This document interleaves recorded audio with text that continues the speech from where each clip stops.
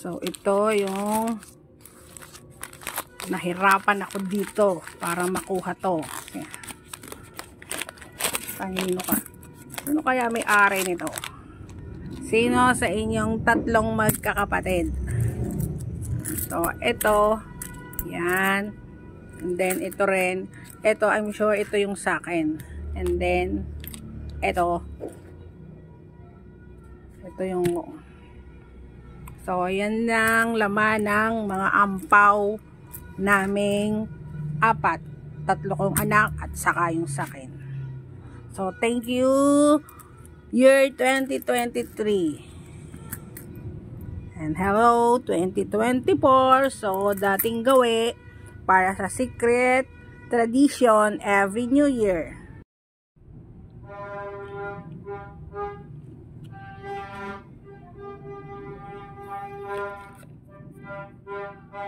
So, medyo mainit-init pa itong ating egg. Pinilit kong maluto malaga ng walang crack.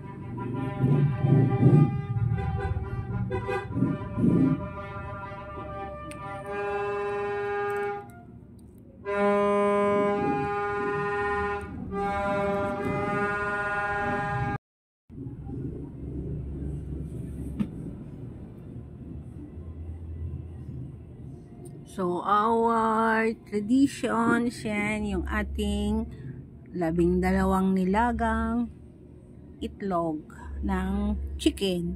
At syempre, itong ating sweet malagkit kakanin. And then, syempre, yung 11 kinds of 11 fruits na kiat-kiat. So, ito kiat-kiat, I use only kiat-kiat. And then, syempre, yung pineapple.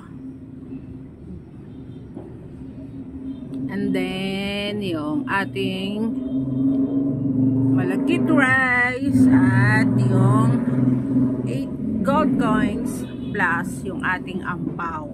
At syempre, dahil birthday ng taon, hindi mawawala yung ating candle. Ayan, yung ampaw. Ito yung secret tradition namin yearly. Ito, may laman po yung ampaw. So, kanina, kahapon pala rather, yung ginamit naming ampaw last year, namin ng mga anak ko, yun,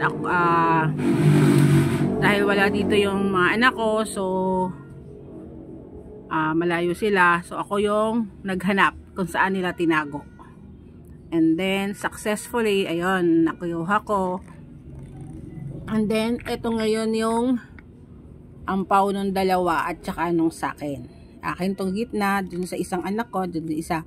So, yung eldest son ko na nasa parte ng Amerika, so, bahala na po siya. Siya na yung gagawa doon ng kanyang aming secret traditions every New Year. Yan yung para sa ampaw. Yan lang, guys.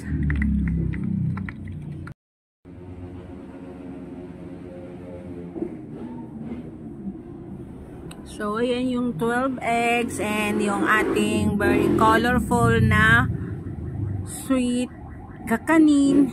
Ayan. May fondant flavor. Ito yung favorite ko. So, ito may matcha, may peach, pomelo flavor. Ito is yung flavor nito.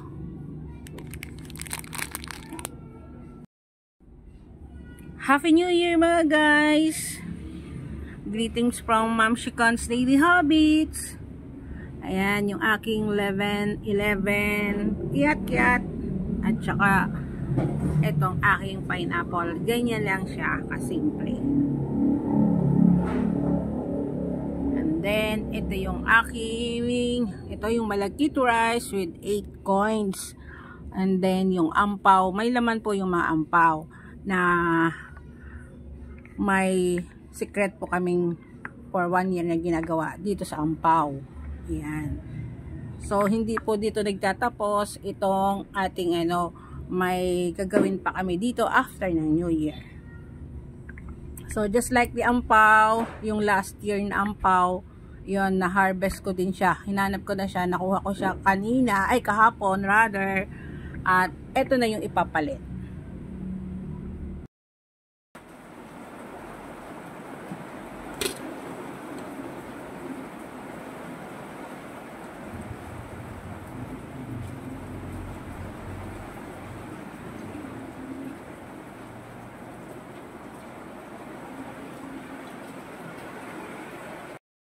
Ito na yung aking finished product. Ito na yung aking mango dessert. Yan. Mango sago. Sorry guys, di ko na naipakita yung paggawa ko dahil sa sobrang busy sa daming ginagawa.